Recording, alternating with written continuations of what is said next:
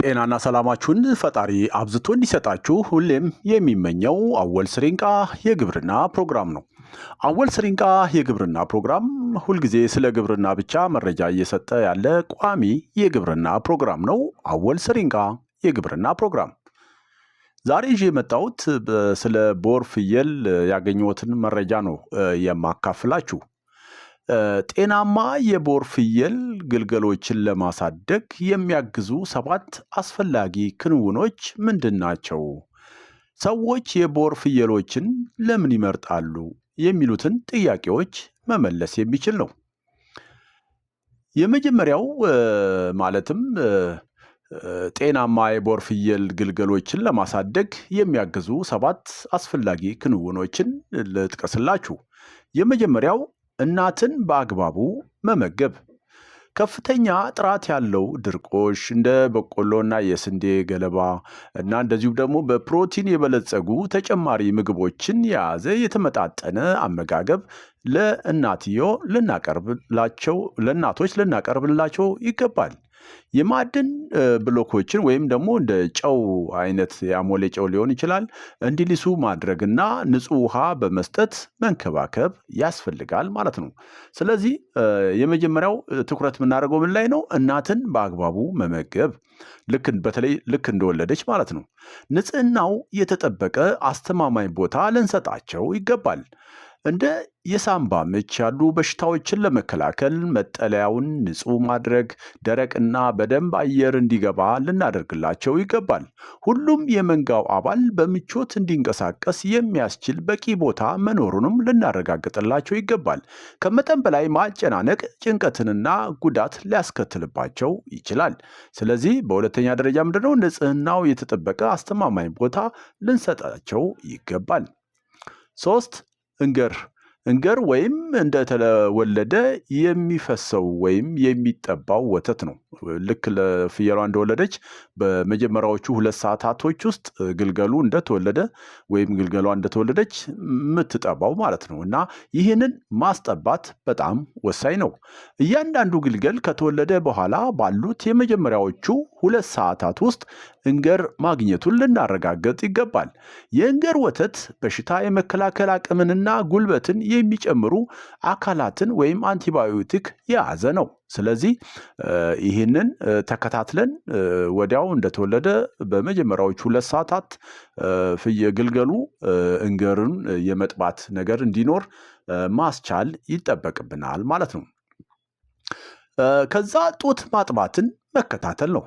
እያንዳንዱ ግልገል በአግባቡ እየጠባ መሆኑን ልናረጋግጥ ይገባል። በተለይም ደካማ ወይም ብዙ ግልገሎች ትንሽ ተጨማሪ እርዳታ ሊያስፈልጋቸው ይችላል እንደተወለዱ ማለት ነው። አንዳንዴ እንደተወለዱ ቶሎም ላይቆሙ ስለሚችሉ እንደዚህ አይነት ክትትል በማድረግ ቶሎ ጡት መጥባቱን መከታተል ይገባል። ትንሽ ችላ ካልነው አቅም ስለማይኖረው የሞትም ሁኔታ ሊገጥመው ይችላል ማለት ነው። ስለዚህ በጤና እንክብካቤ ላይ ትኩረት ማድረግ ይገባናል። በእንስሳት ሕክምና ምክር መሰረት እናቱንም ሆነ ግልገሎቹን ክትትል ልናደርግ ይገባል። እንደዚሁ ደግሞ ከከባድ በሽታዎች ለመከላከል ክትባትም እንዲጀምሩ ማድረግ ይገባል። ለተቅማጥ እንደዚሁ ደግሞ ለድክመት ወይም ያልተለመዱ ምልክቶች ካሉ እነሱን ተከታትሎ መፍትሄ ልንሰጥ ይገባል ማለት ነው። ሌላው ጭንቀትን መቀነስ ነው። ውጥረት ስትረስ የሚባለውን ማለት ነው። ይሄ ምንድነው? በመጀመሪያዎቹ ቀናት ጫጫታንና አያያዝን መገደብ ይኖርብናል። እናም እናቱንና ግልገሎቹን ከወለዱ በኋላ ብዙ ሳይቆዩ ከማንቀሳቀስ ልንቆጠብ ይገባል። ሌላው እና የመጨረሻው 7ኛው አስፈላጊ በሚሆንበት ጊዜ ተጨማሪ ምግብ ልንሰጥ ይገባል።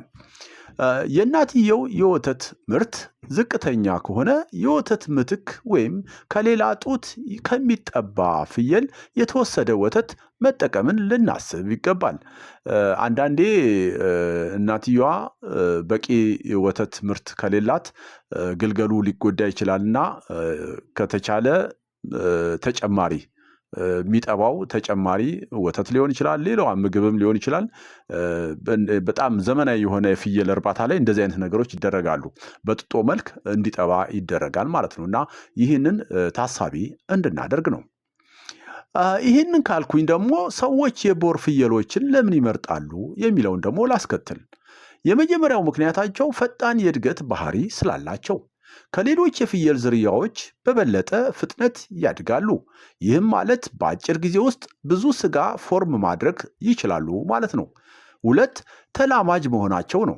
የቦር ፍየሎች ጠንካራ ናቸው። እናም ደግሞ ብዙ ውጥረት ውስጥ ሳይገቡ የተለያዩ የአየር ሁኔታዎችን መቋቋምና መርባት ይችላሉ። 3 የጥሩ ስጋ ጥራት ስላላቸው ስጋቸው ለስላሳ፣ ጣፋጭና በተጠቃሚዎች ከፍተኛ ፍላጎት ያለ ነው። የቦር ፍየል ስጋ ማለት ነው። 4 በቀላሉ መርባት መቻላቸው ነው። በጥሩ ሁኔታ በደንብ በአግባቡ መራባት ይችላሉ። እናቶች ግልገሎቻቸውን በጥብቅ ይንከባከባሉ፣ ኔግሌክት አያደርጉም እና ቁርኝታቸው ጠንካራ ነው። እናቶችና ግልገሎቻቸው ማለት ነው፣ ከሌሎቹ ፍየሎች በተሻለ ማለት ነው። ሌላው ከፍተኛ የሆነ እንክብካቤ አለመጠየቃቸው ነው። 5ኛው ማለት ነው። ለማርባትም ሆነ ለማድለብ ልዩ እንክብካቤ አያስፈልጋቸውም።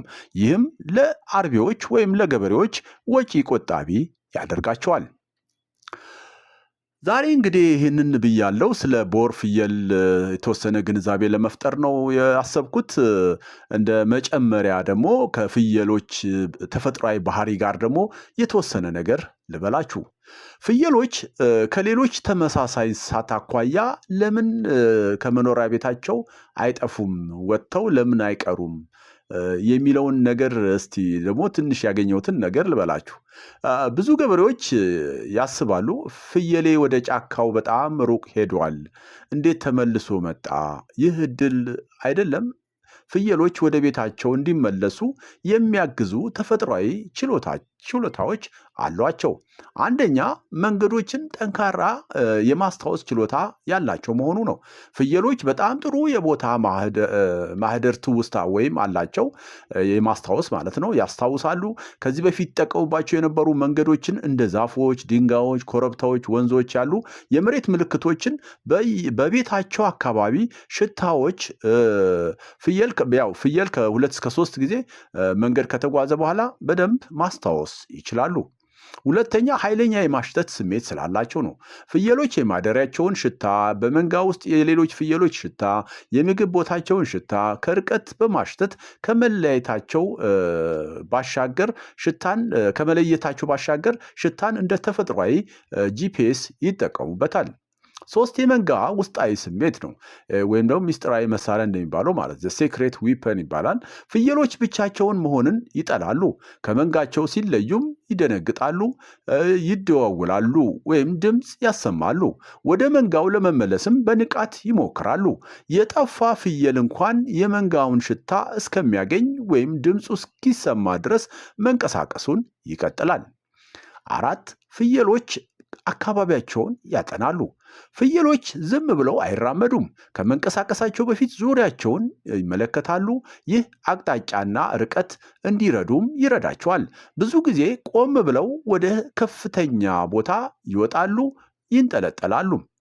ስለዚህ በዚህ ምክንያት ፍየሎች ተመልሰው ወደ ቤታቸው የሚመለሱበት እንትን ከፍ እንዳለ ነው መረጃዎች የሚያሳዩት።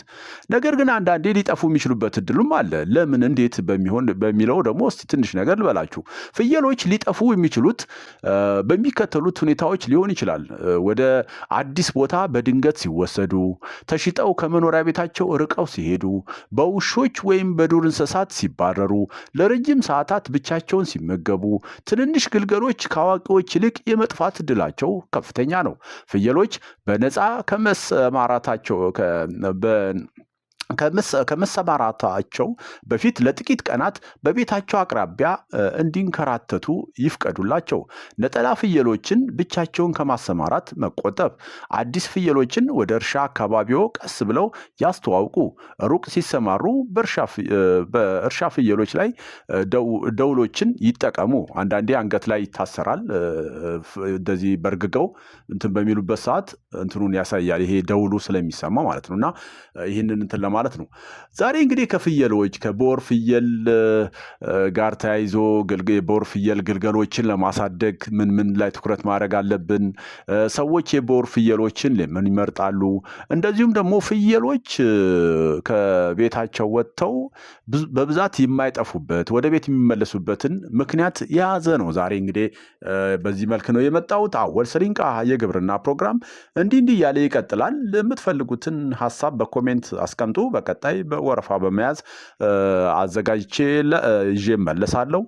እንደተለመደው አወል ስሪንቃ የግብርና ፕሮግራም ለሀገራችን ሰላም ይመኛል። ለሀገራችን ከዳር እስከ ዳር ሰላሟ ብዝት ይበል። አሜን። ቻው